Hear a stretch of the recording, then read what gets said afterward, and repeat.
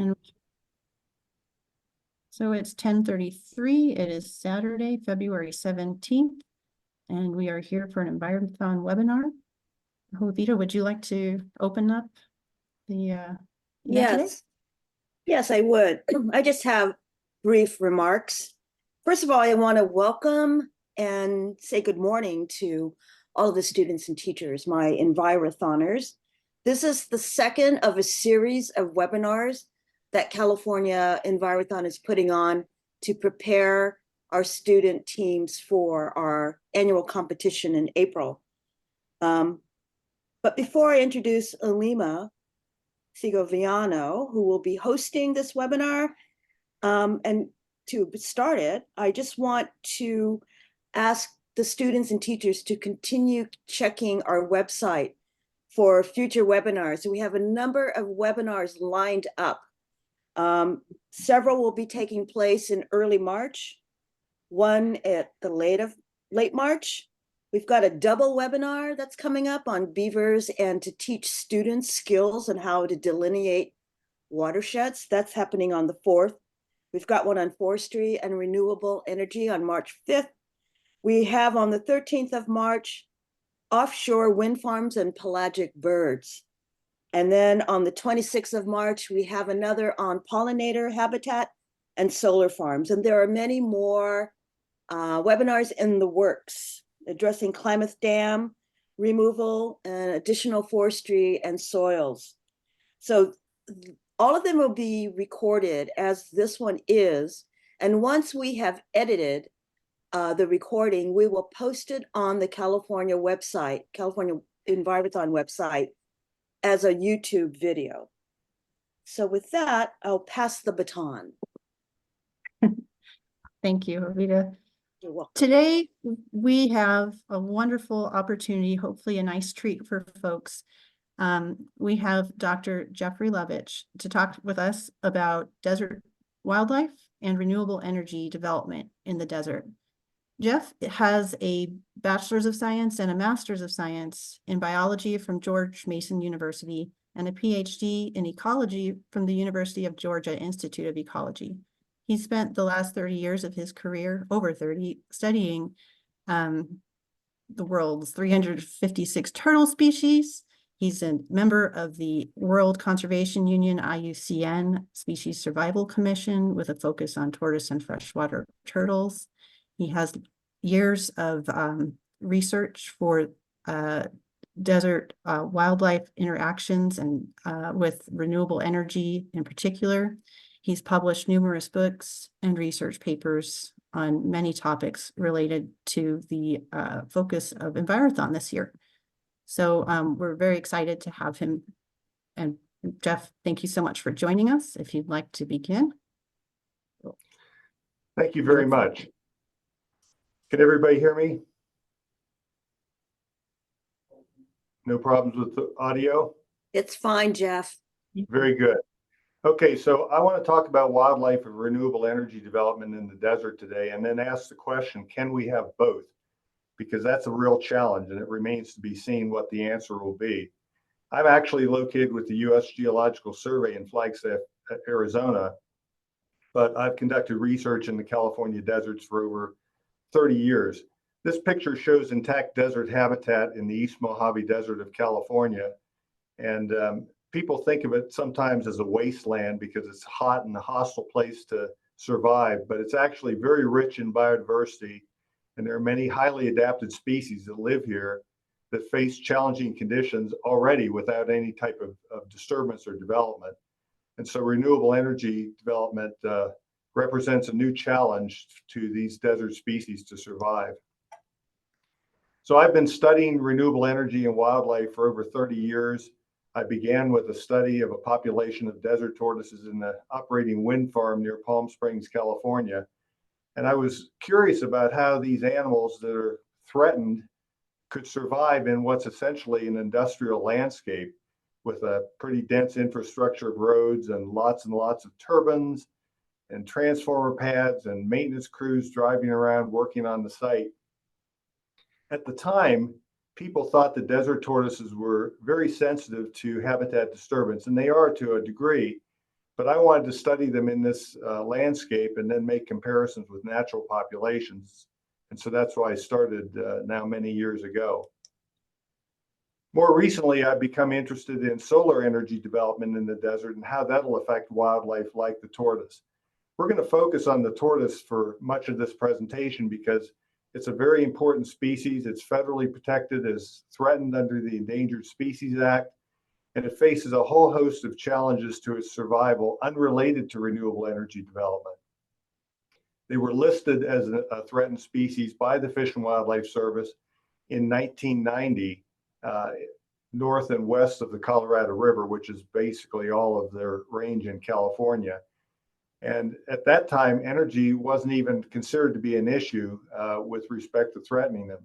But tortoise populations have continued to decline, and it's estimated that between 2004 and 2014, range-wide tortoise populations have declined 37% due to a host of problems, including climate change, habitat destruction, road mortality, subsidized predators, et cetera, et cetera. So solar energy and wind energy development is just the latest threat that they face to their conservation and recovery. So let's talk a little bit about them. There's about 60 species of turtles in the United States, and a tortoise is a turtle. So any animal that has a bony shell and a backbone is a turtle, whether you call it a turtle, a tortoise, or a terrapin. So the United States has more species of turtles than any other country. There's about 360 species in the world.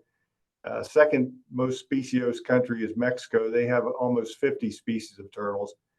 But desert tortoises are one of 6 species of tortoises that are found in North America. The ones in California and the ones I'm going to talk about today are called Agassiz desert tortoises. Some people call them Mojave desert tortoises. And then there are other species that basically stretch along the base of the continent in the arid strip formed by the deserts in the west and sandhills in the east. Desert tortoises live in a wide variety of habitats. There's not really a typical habitat for them. This is a photograph of desert habitat with tree-like species, including ironwoods and palo verdes. This is in southern Joshua Tree National Park. This is excellent desert tortoise habitat. They also occur in flat valleys in the Mojave and the Sonoran deserts of California, like this one shown east of Palm Springs. And they use habitats both in the rocky hills and in the flatlands. They also live in areas like this. These are the Santa Rosa Mountains south of Palm Desert, California. This is extremely rugged habitat. And tortoises often live in rock shelters, caves, and things like that they don't normally occupy in valley bottoms. We'll talk a little more about their burrowing habitat in a moment.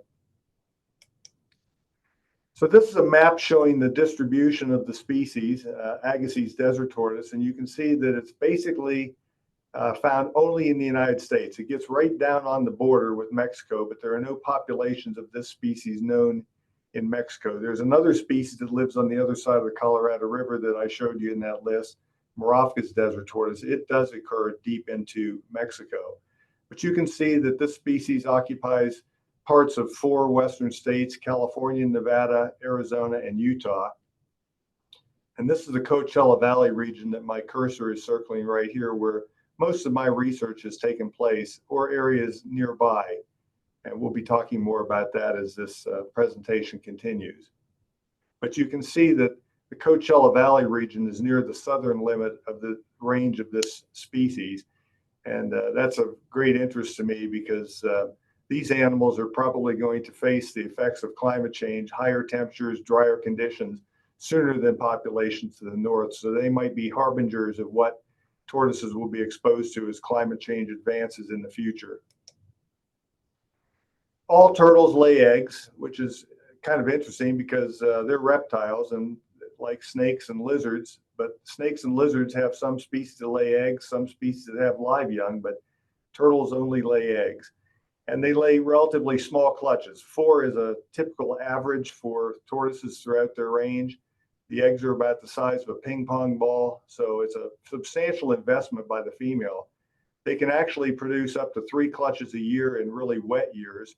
Tortoises are herbivores. They subsist entirely on the flowers and grasses that germinate following winter rains within their range.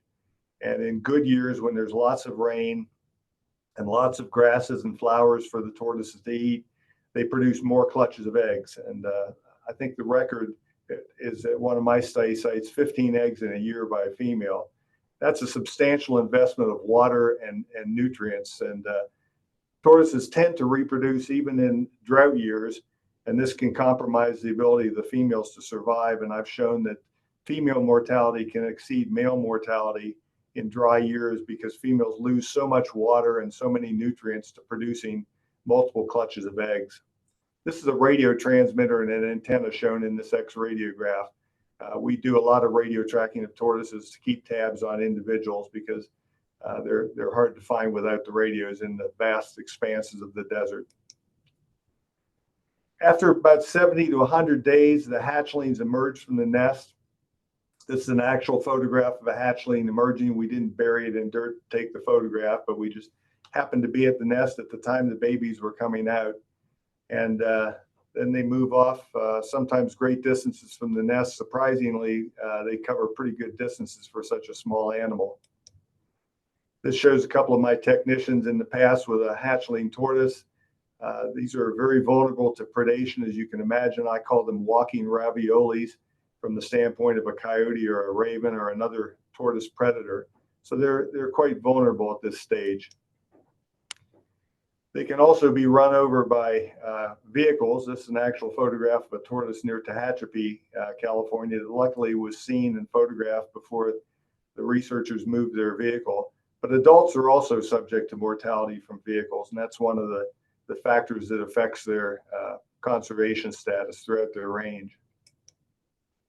Adults are also susceptible to mortality, including the effects of drought. This is a shell that we found east of Palm Springs in an area that was exposed to extreme drought between 2012 and 2016, and that resulted in mortality of a disproportionate number of females, which is a bad thing from the standpoint of a population that's trying to sustain itself.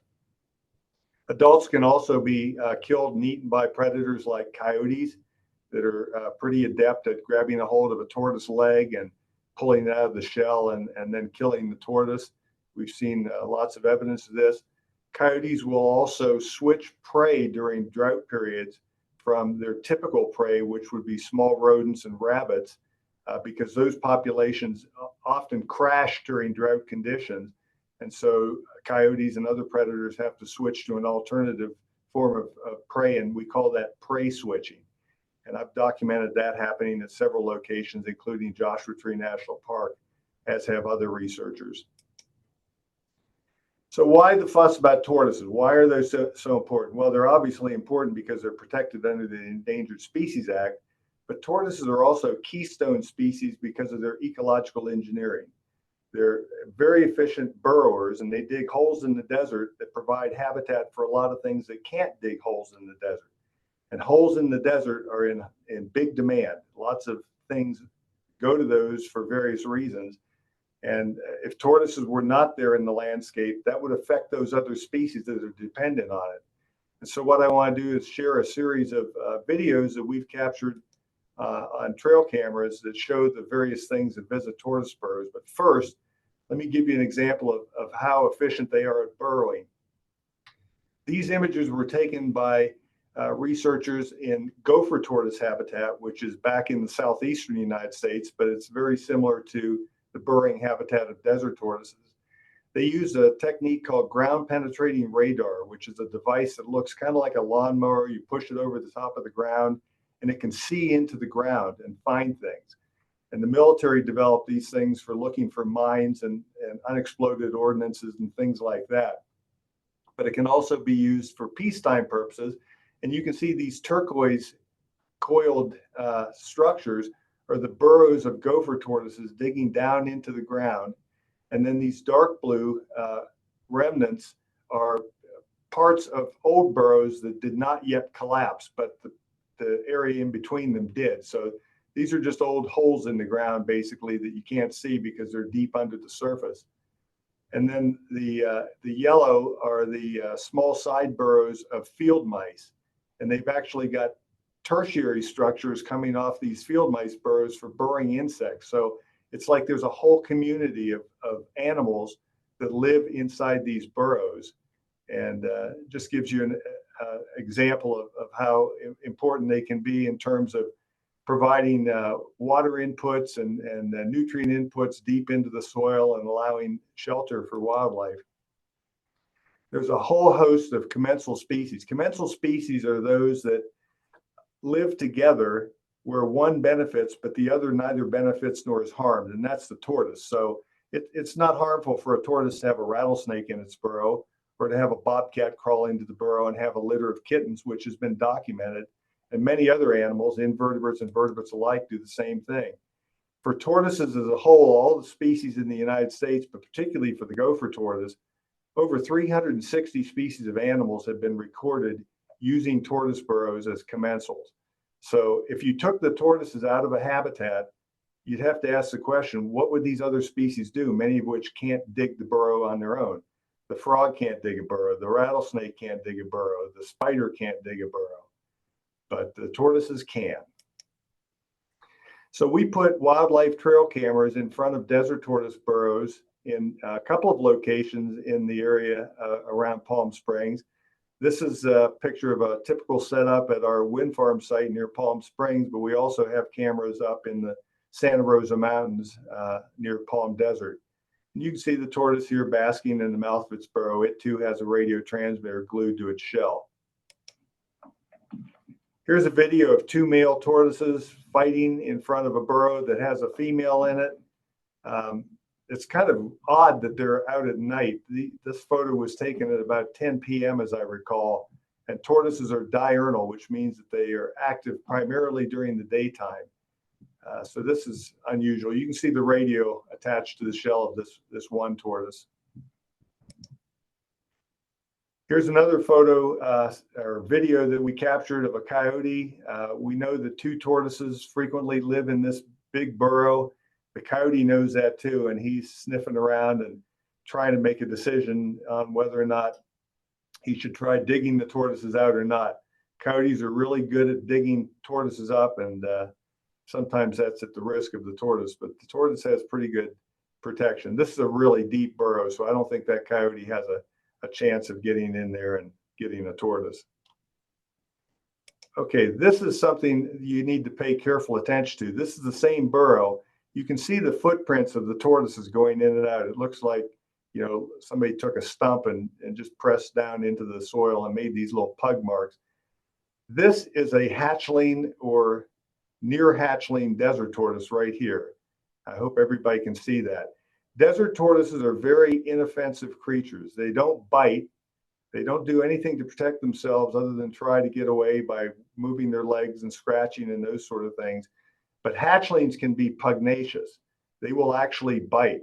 And this hatchling is about to bite the nose of this coyote, and the reaction is just great.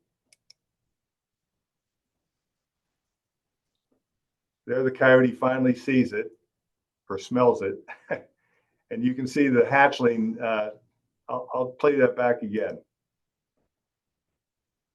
Really surprised this coyote. In that case, it probably saved the life of this hatchling, but we have other videos at another burrow where the coyote recognizes the hatchling, puts it in his mouth, crunches it, and walks away. So they're not all that lucky. Watch this.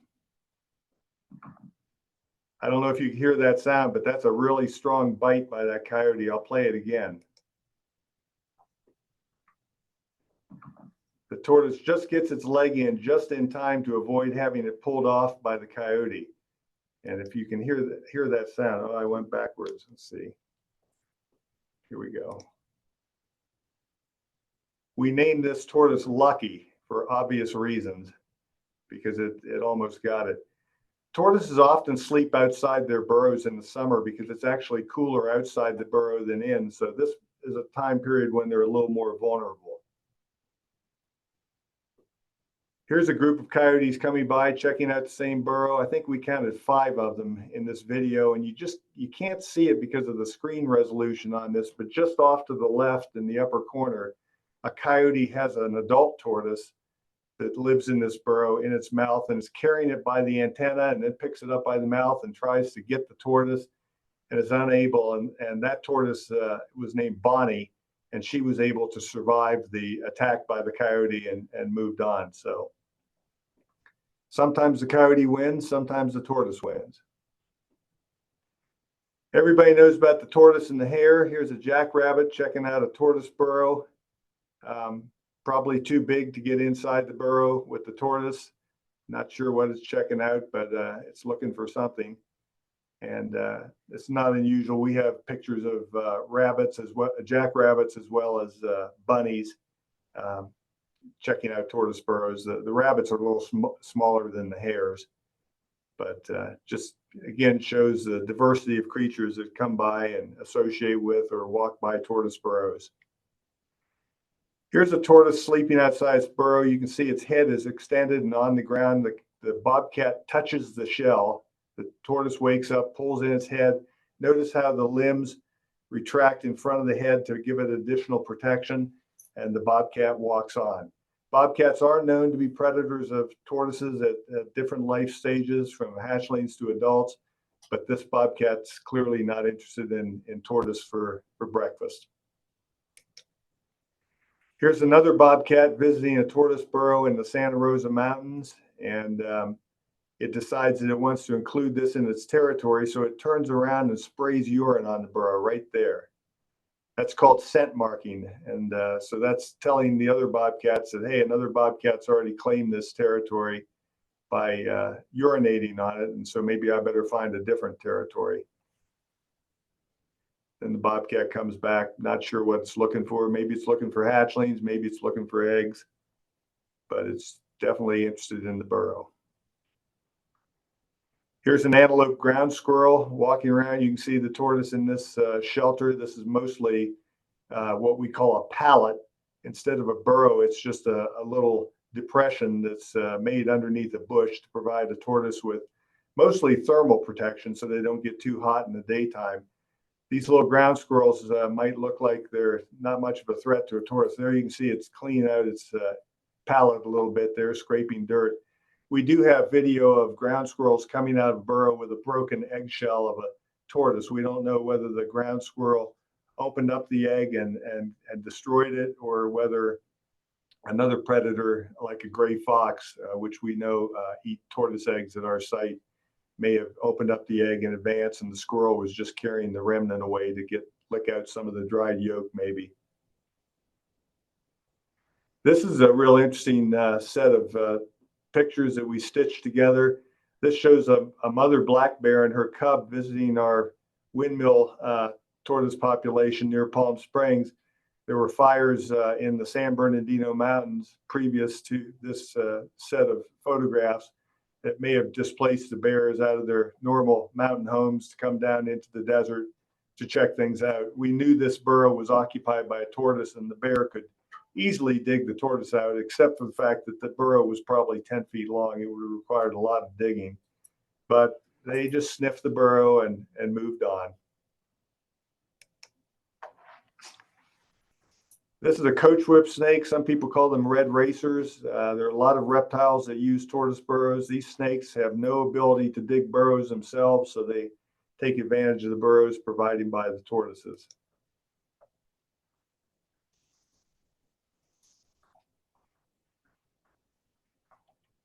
Other species of snakes also use the burrows. We've seen 2 species of rattlesnakes doing that. This is a red diamond rattlesnake in February, hibernating in a burrow right next to a desert tortoise. They're kind of cuddling up next to each other as cold-blooded reptiles. But we've also seen speckled rattlesnakes in tortoise burrows, again, in very close proximity to the tortoise. There's no threat. You know, the snake can't eat a tortoise that big, and the tortoise doesn't care about the snake, so they just cohabitate as commensals. The snake gets most of the benefit because, again, it cannot dig its own burrow. Here's a gray fox. We know they're predators of tortoise eggs, but it's got a friend following it. Here comes a spotted skunk that lives in that burrow with the tortoise. It disappears and goes in there. We've seen other videos that involve spotted skunks. And like I said, the gray fox, we've seen them not only trying to bite smaller tortoises unsuccessfully, but they've also successfully eaten tortoise eggs. By the way, tortoises often nest in the apron of their burrow, this pile of excavated dirt in the front of their burrow. And they typically are just inside the burrow a little bit or in this apron here. And so occasionally they'll leave the burrow and nest farther away. Females will also defend the nest for about a week or maybe a little bit more. We noticed when we were radio tracking tortoises that if we found females in burrows that had just laid eggs in the mouth of the burrow, the female would come out while we were kneeling in the dirt with our data sheets, filling out information on the GPS location, the size of the tortoise, the date, and all that. And she would bump into our knees trying to push us away. And other people have documented videos showing tortoises pushing Gila monsters out of their burrows, and the Gila monsters love to eat eggs, mostly of birds, but they'll also eat tortoise eggs. So a lot of people think that turtles don't have parental care, but they do defend their nests for a period of time, and we documented that at our Palm Springs site. Here's another image of a gray fox with a tortoise sleeping outside of its burrow in the summer because it's probably cooler outside than it is in the burrow. The curve in the tail that you see in the fox is classic hunting posture by a gray fox. See, it's drooping now. It's no longer interested. It's decided that that tortoise is too big. But when they're on the hunt, you can see there it is again. The tail is curled a little bit at the end. Here's a great horned owl. I suspect that it landed at the burrow late in this evening to look for rodents that might use the burrow as a shelter. There's a number of pack rats and various mouse species and things like that that would be good food for a great horned owl, and it's on the hunt. There's another species of owl that's sometimes associated with tortoise burrows, and that's the burrowing owl, which despite its name cannot burrow. It uses the burrows of other animals. In this case, that tortoise dug the burrow and the owl was trying to look big and intimidating and bluff the tortoise away, but the tortoise just moves back into its burrow. Those are old epoxy marks on the tortoise where it had a radio attached at one time during our studies. But I've seen tortoises that were whitewashed on the top of their shell from burrowing owls literally sitting on top of the tortoise when they're basking at their burrow and defecating on the tortoise, leaving white marks. Burrowing owls are so unusual. Almost all owls in the world are nocturnal. The burrowing owl is diurnal, and they live underground. No other owl does that. So it's a really, really interesting species, and they're a species of concern in the desert as well. Here's a roadrunner. I suspect this video is showing hunting behavior. It's probably looking for lizards and snakes that take shelter in that burrow. It would not go in there, but other species of birds do in fact use tortoise burrows as thermal shelter on really hot days. They'll go inside the shadow and cool down a little bit, but the roadrunner was hunting. Even bighorn sheep come by tortoise burrows, and for surprising reasons, I think. Here's another video showing bighorn sheep in the wind farm kicking a tortoise burrow down and then laying in the cool dirt, perhaps to cool off. But we've also found over 1,000 photographs of bighorn sheep in our camera monitoring that were visiting tortoise burrows, and we suspected that they might be using this as what's called a salt lick. Desert bighorn sheep and other hoofed animals eat a lot of plants. They're herbivores, but plants are very low in sodium. And so a lot of ungulates, as they're called, deer, bighorn sheep, those sorts of things, elk, will go to places in the environment where there are salt deposits, and they'll call them licks, and the animals will eat the soil to get the sodium that's lacking in their diet. We just completed a study where we took soil samples from in front of a burrow where the excavated material was put by the tortoise, as well as behind the burrow where the soil was undisturbed. And not surprisingly, we found that the sodium content of the spoil in the apron was higher at two different locations in the desert than the soil that was undisturbed behind it. So it looks like sheep may be using tortoise burrows as a salt lick, which was an unexpected relationship. But again, it shows you the efficiency of relationships between animals that live in the desert. So with that little background, I hope I've convinced you that tortoises are very important in the fabric of life in the desert. They are keystone species that if you took them out would affect many, many other species in a negative fashion. So what do we know about how solar energy development is going to affect wildlife?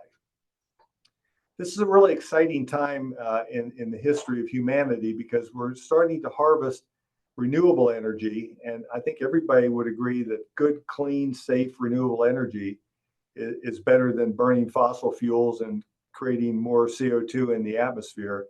But anything we do to the environment has an effect on the environment and the animals and plants that live there.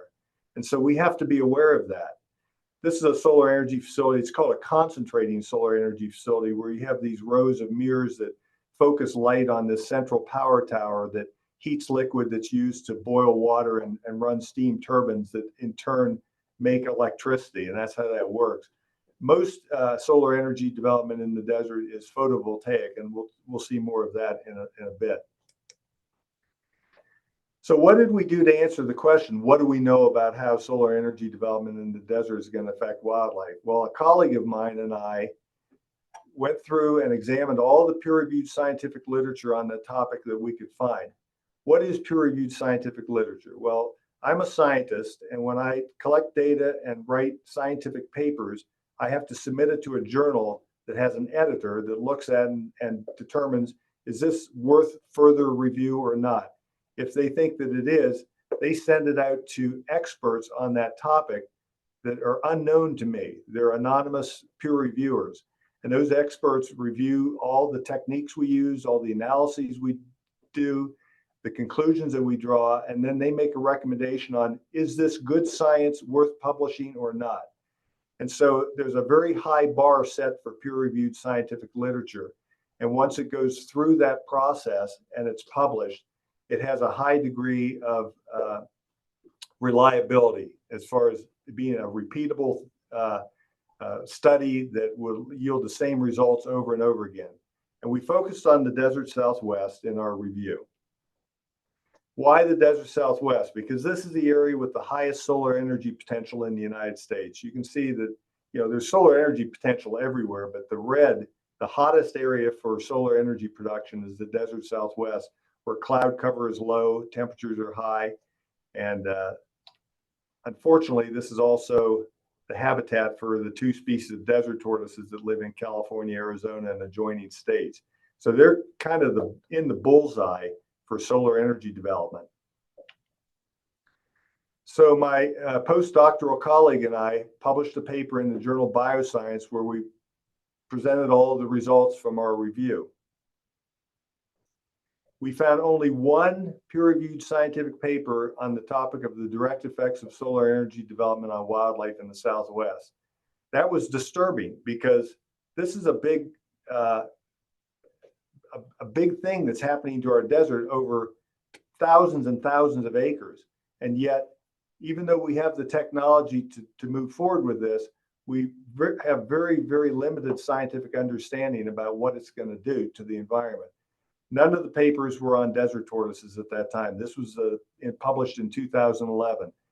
And we found that of all the scientific literature we reviewed, less than 1% contained information on environmental risks. So again, the basis of knowledge for moving forward with a good scientific understanding of how this was going to play out for wildlife was extremely limited. The one paper we found was based on that solar facility that I showed you just a couple of slides ago, the concentrating facility, where the authors collected birds that had their feathers melted when they flew through what's called the solar flux of the concentrating solar facility. That's where all those mirrors point toward that central power tower that I was telling you about. anything that flies close to that power tower is going to be exposed to extremely high temperatures because all those mirrors are concentrating the power of the sun. This is what a power tower looks like at a different facility on the California border with Nevada. And you can see all those little tiny white specks. Those are insects being vaporized when they fly near this power tower. You can't really see it, but the solar flux that surrounds this facility is all concentrated there, and the temperatures are extremely high. So birds that would fly through the solar flux would have their wings melted and they fall from the sky and they're unable to survive. So despite the fact that there was not any good solid literature documenting studies to assess the effects of solar energy development on wildlife, we identified potential effects. Obviously, habitat destruction. If you build a big facility that was habitat and you remove it, it's no longer habitat. Habitat can be fragmented. It can be cut into small pieces. Animals like big interconnected pieces of habitat so that they can move around, particularly migratory species. We know that it can cause mortality or stress on plants and animals. These big solar facilities can be barriers to genetic connectivity so that populations can't interbreed and exchange genetic information to maintain good, healthy genetics. There can be noise effects from construction and maintenance. There can be microclimate effects. We know that solar panels create shade in the center of the facility, and that shade creates lower temperatures underneath them, but there are higher temperatures outside because of complex climatic things that happen. So they do change microclimate to a significant degree. There can be light pollution, water consumption when they use water to wash the panels to keep the dust off. There are fire risks anytime you have electrical componentry in a dry environment. And there can be electromagnetic field effects from all the buried cables under the ground that generate electrical fields when they're active. So the tortoise is the big question in the desert as far as will they be able to recover these threatened populations with solar build out, especially at the rate that it's proceeding. So like I said at the beginning of the talk, the tortoise was listed in 1990 due to factors unrelated to renewable energy development. I also mentioned that populations range-wide have declined. But after 2010, solar development in the Mojave ramped up in a massive way. And so this is a new threat to the tortoise. So why are tortoises sensitive to solar energy development? Well, I've already indicated that like all animals, they're sensitive to habitat loss and disturbance. As a species, they have late maturity. A tortoise usually doesn't begin producing eggs in the case of a female, or a male doesn't begin mating until they're about 20 years old. So it takes a long time to reach maturity, and with a low reproductive output with an average clutch size of about 4 eggs, populations are slow to recover from disturbances. They don't reproduce rapidly and mature quickly. They're also sensitive to mitigation translocation. What does that mean? Well, as I'll discuss in continuing slides, the only technique we have to currently protect the desert tortoise from solar energy development is to mitigate that development by moving the tortoises out of the footprint of harm's way and putting them somewhere else. And that doesn't always work, as I'll show you in a minute. And also, like I said at the beginning of the talk, they live in a really harsh desert environment that already places them near the edge of their ability to survive. And any threats on top of that make it even more difficult. So this is typical desert tortoise habitat in southern Arizona. This was tortoise habitat east of Palm Springs. You can see that it's no longer habitat because this is using a site preparation technique called blade and grade, where they scrape off all the topsoil and vegetation. There's no habitat left. This is what it looks like up close. A tortoise could not possibly survive there. There's nothing to eat. There's no shade from the plants that they're used to using for shade. It's no longer tortoise habitat. I'm working on a project near Las Vegas called the Gemini Solar Project. It's going to occupy portions of about 7,000 acres of tortoise habitat. Tortoises on site were moved out of harm's way during construction and put into different areas, and they'll be reintroduced once the project is completed. The reason why they're going to do that there is that instead of using this blade and grade technique where they scrape off all the soil and vegetation, leaving nothing under the the footprint of the facility, they're using what's called drive and crush construction, where they just move the equipment through the habitat, install their infrastructure, and some bushes get crushed. Many of those resprout. Other bushes are not run over in the process, and it leaves some habitat for the tortoise. And so we're involved with research to try and find out if this is going to be an effective way of mitigating the loss of habitat for tortoises. This is what it looks like inside. You can see some of these bushes get crushed. Again, like I said, many of them we've seen resprouting this year. Here's what it looks like in between. So they drive down this row and put in infrastructure on both sides, and then they skip a row and they drive down this row. And so it's like every other row of habitat is left intact for the tortoises, and there's some habitat in the area that was exposed to drive and crush. So this looks like a good alternative to blade and grade, but we still have to learn whether it's effective. So there have been a few short-term studies. The tortoise is long-lived animals. Adults can live 50 years, maybe more in the wild. So you can't do short-term studies. But most of the studies have been looking at the effects of this mitigation-driven translocation, where they've monitored the survival and various aspects of the biology of tortoises that were moved to another location. You don't have to read these citations, but I just highlight some of the things that they put in their title. Research has been done on mitigation translocation, and people are still asking, does it work? They've identified that it has problems, and they ask the question, are we moving wildlife in the right direction? Because when you pick an animal up and drop it off somewhere strange to it, it's going to wander around for a long time, maybe crossing roads and being exposed to road mortality, but it's going to have a hard time surviving because it's in a strange environment. It'd be like picking up you from your living room and dropping you off in the Amazon. You might not be prepared for that transition. And the same thing is true for wildlife. So translocation has a very checkered history of success and is not as effective as some people would have you believe. One other thing that was done, they noticed in these studies where they monitored survival of translocated tortoises, it could be greater than 50% mortality over 3 years. This study found greater than 25% mortality in 1 year. So clearly there's some problems with this technique.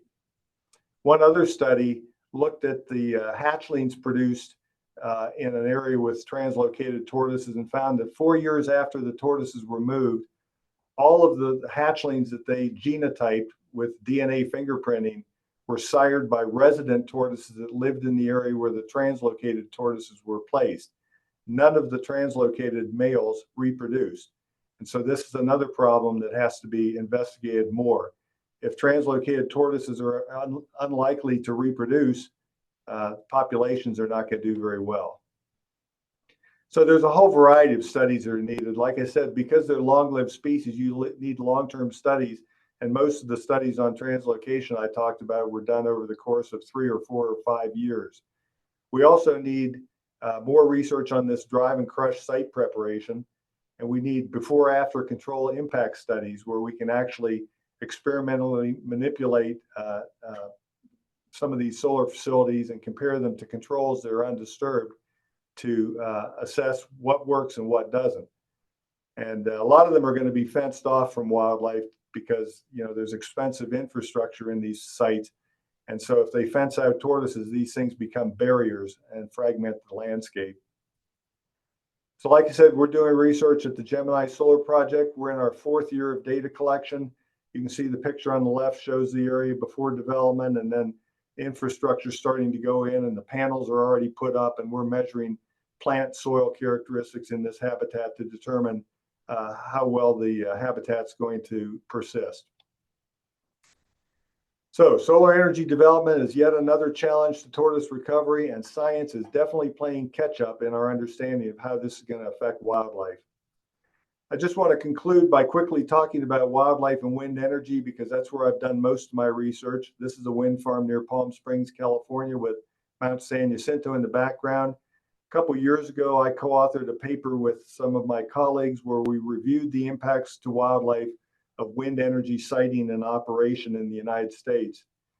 We found that 300 species of birds have been reported in collisions with turbine blades that almost always results in mortality of the bird. 50% of those species were songbirds, 9% were hawks and eagles. We know that there's about 1.2 to 3.8 deaths per megawatt per year in various parts of the United States. A megawatt is 1,000,000 watts. A light bulb in your room might be 60 to 100 watts. So a lot of these metrics on mortality of birds and other flying animals are measured in deaths per megawatt. In US alone, from 2013 to 2014, estimates of bird fatality range from 230,000 to 600,000 birds per year. A more recent study estimated the annual fatality could be as high as 888,000 bats and over 500,000 birds, including 83,000 raptors like hawks and eagles. Bats are also affected. There are 47 species in the United States. 22 have been documented in mortalities, up to 40 fatalities per megawatt in a facility per year.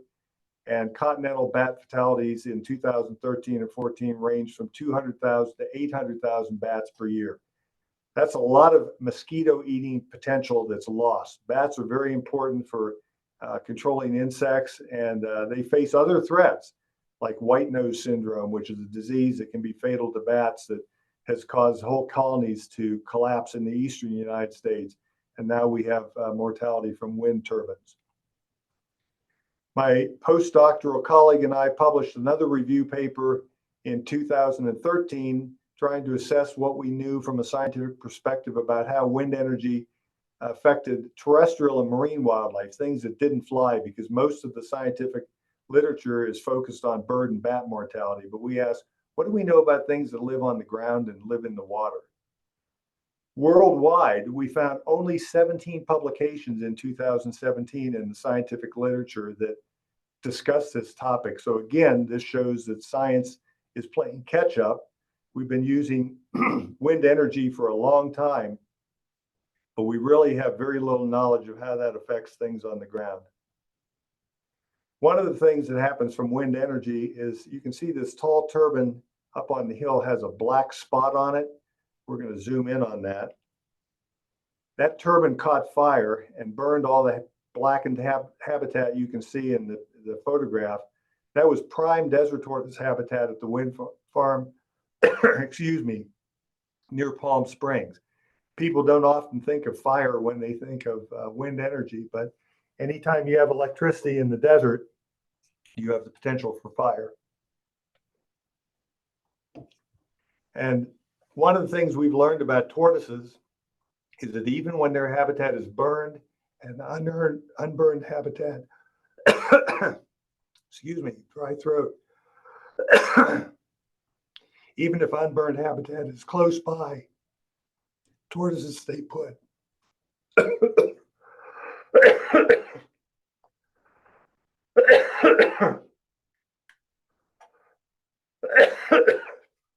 Give me a minute.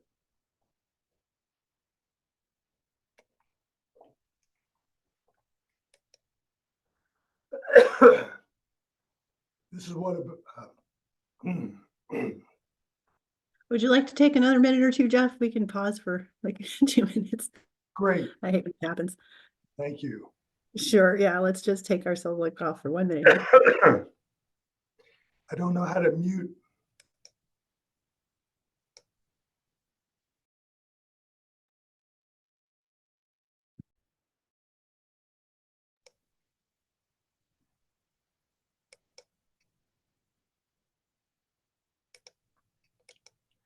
Okay, I'm back. In 40 years, that's the first time that's ever happened to me. My apologies for the cough. This is what fire does to a desert tortoise. This animal was probably tucked into a burrow head first. The fire came by, and you can see the damage to the shell and the scutes, where these scutes, which are made of keratin like your fingernails, actually melted on the animal. And in this case, that tissue was destroyed. Other tortoises aren't so lucky. This tortoise survived. We found other tortoises that were killed. One of the other things we found is that at this wind farm, which is very hilly, there are a lot of culverts to channel runoff from the rain. And one of our tortoises crawled into this tunnel and used it to hibernate. And it looked like a smart choice. But when the winter rains came, the tortoise was buried and he died. So if this wind farm wouldn't have been here with these culverts, this tortoise would still be alive probably. Wind energy also affects climate. People don't think about that, but these turbines are now so high that they disrupt the layers of atmosphere with different thermal properties, and they can create, these are called wake clouds that form in the wake of turbines. These are turbines in the North Sea near Denmark, and you can see that this is a cloudless day, but because of the operation of these turbines, mixing the different thermal level layers of the atmosphere, they're creating cloudy conditions downstream. And so they've also measured temperature differentials. They found that when the turbines are operating, they lower temperatures in the daytime for several miles away from the turbines, and they raise temperatures at night. So this is a view of the study site near Palm Springs where I've worked for so long, and these old turbines were recently removed. They took down about 460 of them, all to be replaced with 15 of these big, tall monopole turbines that will create more power than the 460 they removed. But this is a giant, giant ground disturbing activity. Each of those big, giant turbines, which has blade tips that go 500 feet off the ground, requires about 2 football fields of dirt to be cleared and 65 cement trucks full of cement to form the foundation.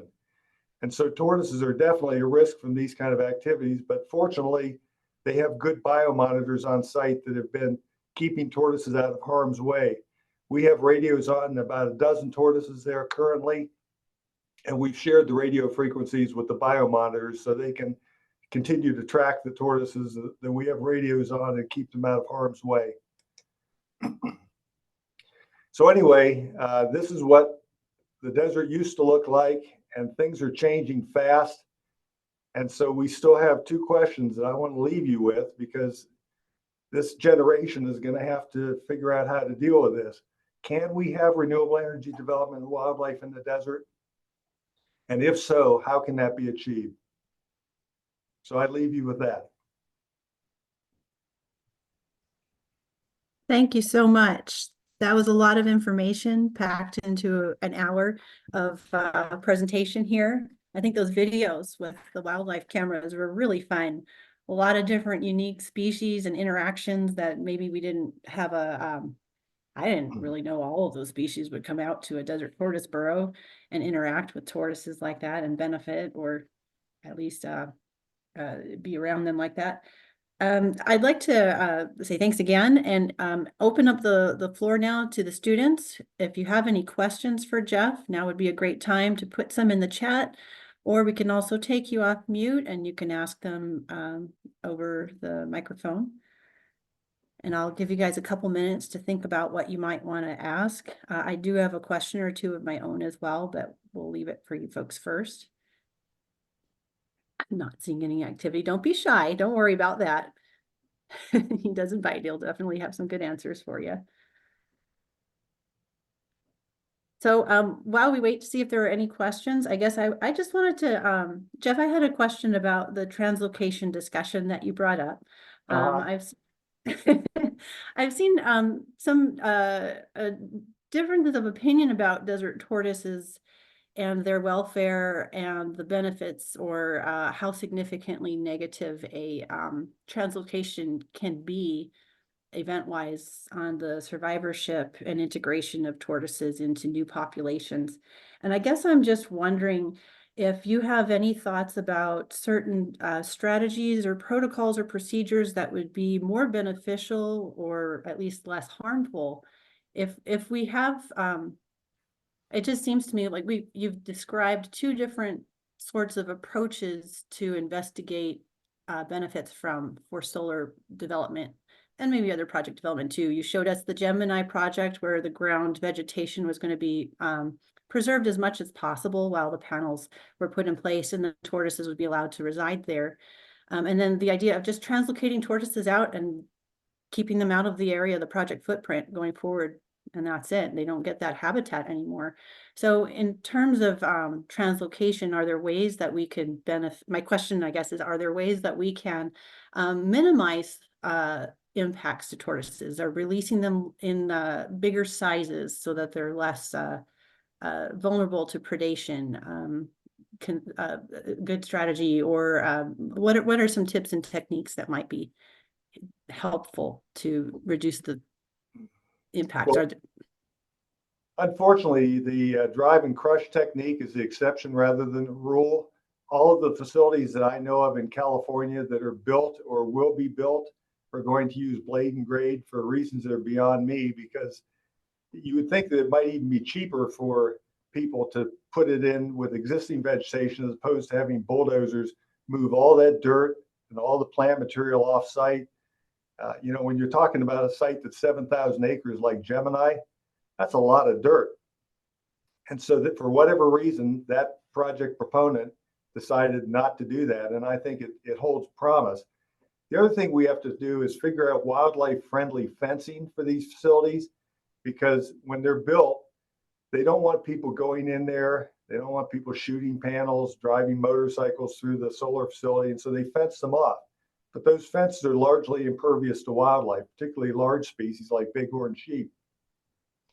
I've seen some fences that have what they call roadrunner gates on, which is a hole about the size of a small box that has a little platform on both sides where things like roadrunners, kit foxes, and small animals can jump up on the ledge, go through the fence, and go to the other side, or vice versa. And so we need to think about those. Translocation is undergoing a lot of research currently. One thing that they're testing is soft release versus hard release. A soft release would be where you keep the animals in an enclosure where they're penned in so they can kind of get used to the new environment before you open up the gates and let them out. A hard release is just taking them from point A to point B and saying good luck. And so they've identified that there are some behavioral differences among tortoises that are translocated. There are certain behaviors that are more successful when they're moved to a place than others, because they have personalities like people. Some are adventurous, some aren't. So there's a lot of research being done right now, and I hope that it'll move the bar on it, because like I said, currently it has a checkered history of success, but it's the only tool in the toolbox right now.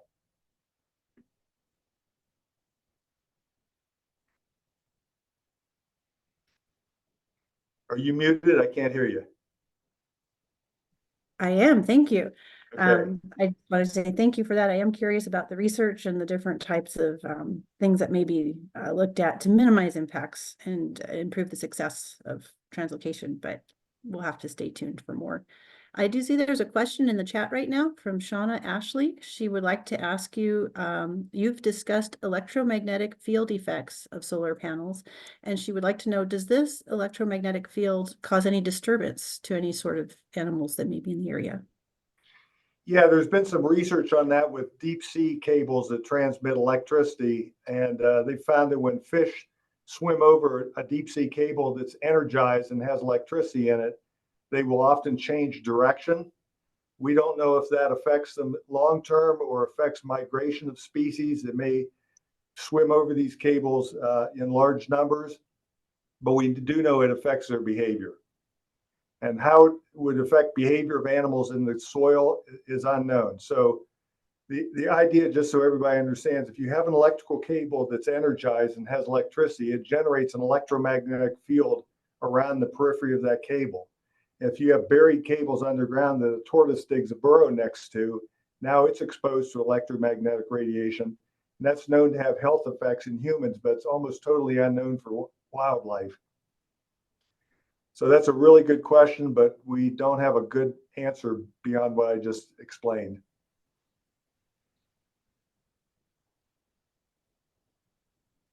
Thank you. Hovita, I see you posted a question as well. I'm looking in here to just take you off mute. I'm sure you'd like to just ask that. Let's see, find a participant. If you'd like to unmute and ask it, feel free. Oh, okay. Can you hear me now? Yes. Okay, I just wanted to ask Dr. Lovich of whether there are any consequences to those who put these projects into place, consequences due to violations of the Endangered Species Act, such as taking of desert tortoise. Does the U.S. Fish and Wildlife Service get involved? Yeah, they would. All these projects have to be reviewed and approved by the state wildlife agency as well as the U.S. Fish and Wildlife Service if it involves desert tortoises.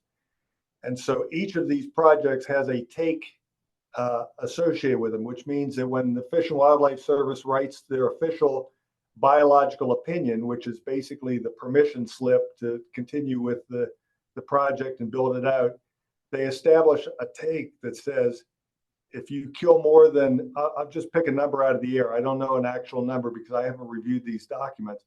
Maybe they'll be allowed to kill 6 tortoises over the project life span that might be run over by accident or killed otherwise. If they exceed that take number, the project can be stopped in its tracks.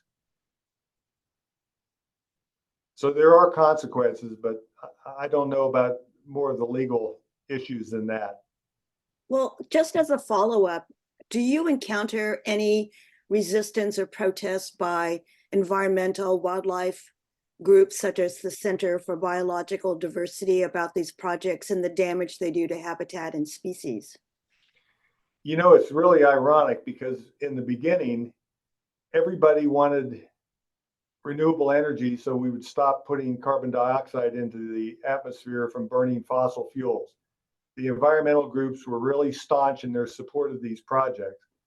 Now, when they realize the extent of the impacts of these projects, the number of them, the size of them, the effects that they have on the environment, they're starting to recognize that there are some complaints. So it's one of those issues where it seems like you can't win, because think about it this way. I've had these discussions with colleagues. If we don't build utility scale renewable energy projects to meet our energy needs and replace carbon-based fuels, climate change, some people would argue, is going to kill these species anyway. So it's almost like we have to have them, even though we know that they're a problem. But one of the things that I've promoted is I don't think anybody, if you'd ask a person on the street, would say, I want good, clean, renewable energy, and I don't care about wildlife. We want both. At least most people want both, right? And so ways to achieve that are things like really careful site selection. You would clearly not want to put these facilities in proximity to really threatened or endangered species of plants or animals where maybe that was the only place they lived. You want to put them in places that are already disturbed, like brownfields and old strip mines for coal and places like that that already have very low value for wildlife. But that's hard because a lot of those are on private land or they're limited in comparison with the vast amounts of public land we have. So it's a real challenge. Thank you. It looks like we have another question. Rachel Smith from NRS, hand raised. Rachel, if you'd like to unmute yourself, we can take your question. Okay, I was just wondering if in your literature review or your current research, you were going to look at effects or knew of any potential additive mortality effects that might be caused by the addition of these facilities for predators that kind of seem to take advantage of development and disturbance, such as coyotes and ravens, and just if those effects are measured now, or if they are going to be looked at in kind of terms of maybe a indirect impact of these facilities. Yeah, that's another good question. I'm not aware of any studies that have been done to address that, but I do know that the operating protocols that are used by these companies that are building these things are very strict. One thing in particular is waste disposal. If you're a construction worker and you're found on site eating a sandwich and throwing your crust on the ground or something like that, or a banana peel, you'd probably be in big trouble. They don't want to attract coyotes. They don't want to attract ravens, which are known and effective predators of various size classes of desert tortoises. So trash management is a big deal. And if it's done properly, there should be very little attraction for these predator species that might take advantage of that. However, in the case of wind farms, when you have bird mortality, for example, it's very difficult to measure the amount of bird mortality you have in a particular site, because if a bird gets hit and falls on the ground, it can be picked up within 24 to 48 hours by a scavenger like a coyote or a fox or a skunk or something like that. And so we do know that these carcasses do provide opportunities for predators to come into a facility. We actually published one paper based on our camera trapping data looking at mesocarnivores, which are mid-sized carnivorous animals like coyotes, foxes, skunks, those sort of things. And we looked at the number of observations on our camera traps throughout the study site based on proximity to roads or turbines. And we found that there tended to be fewer of these mesocarnivores inside the active area of the wind turbines. They were mostly on the outside, probably because of noise effects and maintenance worker presence during the daytime and that sort of thing. So to some extent, these predators are probably scared away from the facility.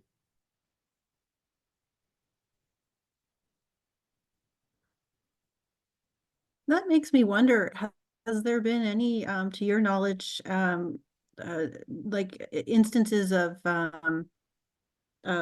changes in predator, just general trafficking or movement around these types of facilities? For instance, I know ravens, you can get high density roosting behaviors in cooler seasons, especially on things like like shade structures, but I don't know about these disturbed habitats. Yeah, Yeah, I'm not I'm just aware of any studies on that topic other than the one that I just mentioned. yeah. There's Okay. clearly a lot to learn. Like I said, the literature is deficient.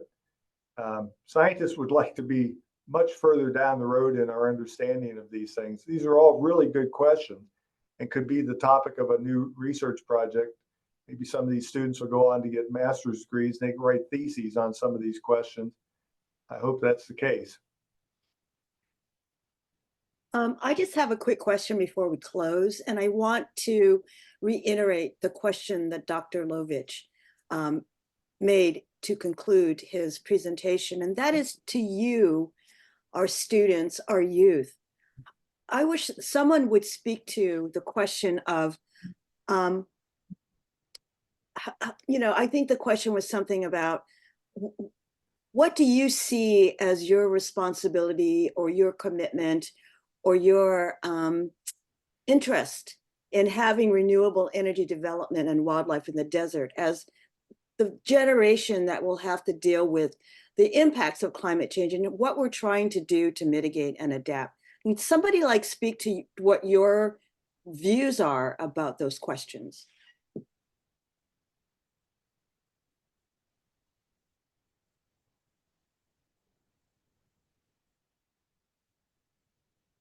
Any brave soul out there?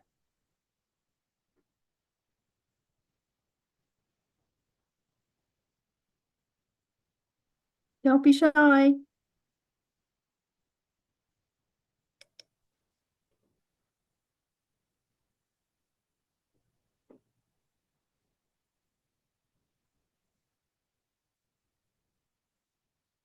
I suspect they're thinking about an answer, but it's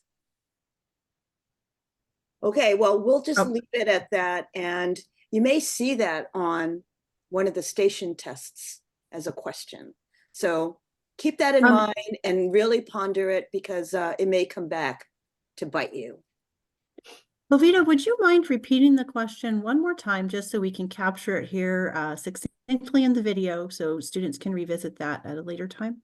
Well, it's more like as the generation that will be realizing the full impacts of climate change and extreme events and the challenges of renewable energy, and how do we balance biodiversity and habitat with the needs to have renewable energy sources apart from fossil fuels. Just what is kind of your vision or your thinking about that as a generation that will be fully immersed in the consequences of climate change. Thank you.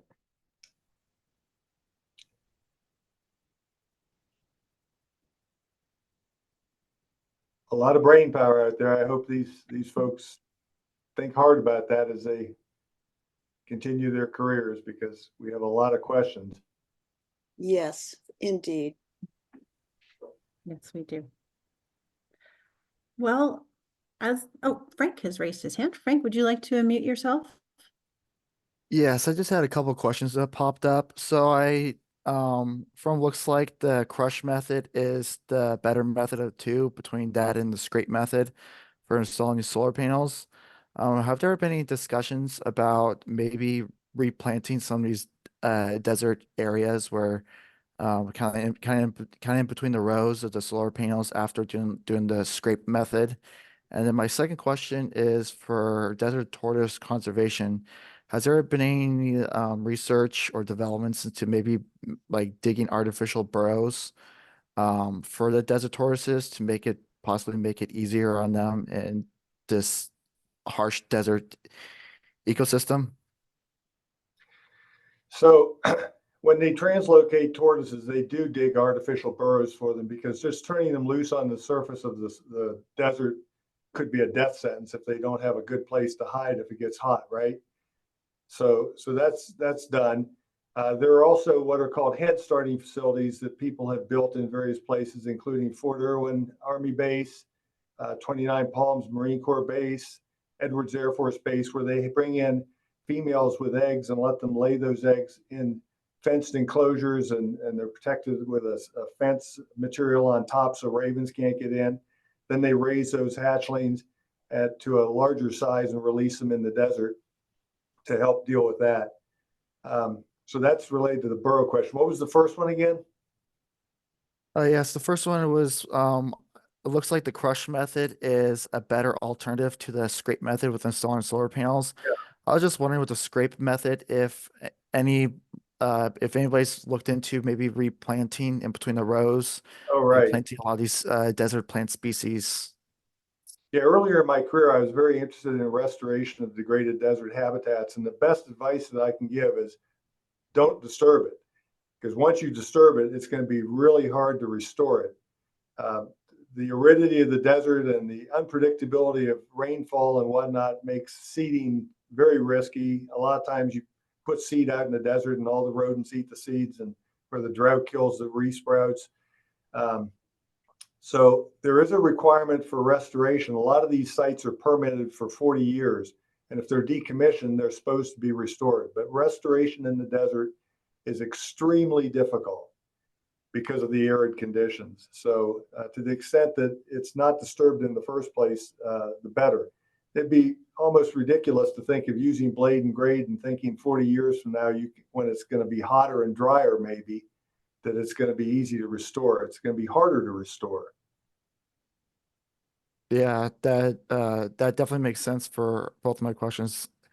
Thank you for answering my questions. And yeah, this was absolutely phenomenal webinar, and I really appreciate everything in it, especially the touching on the desert tortoise burrows, and of course the trail cam videos are always a nice treat as well. Good. Yeah. My pleasure.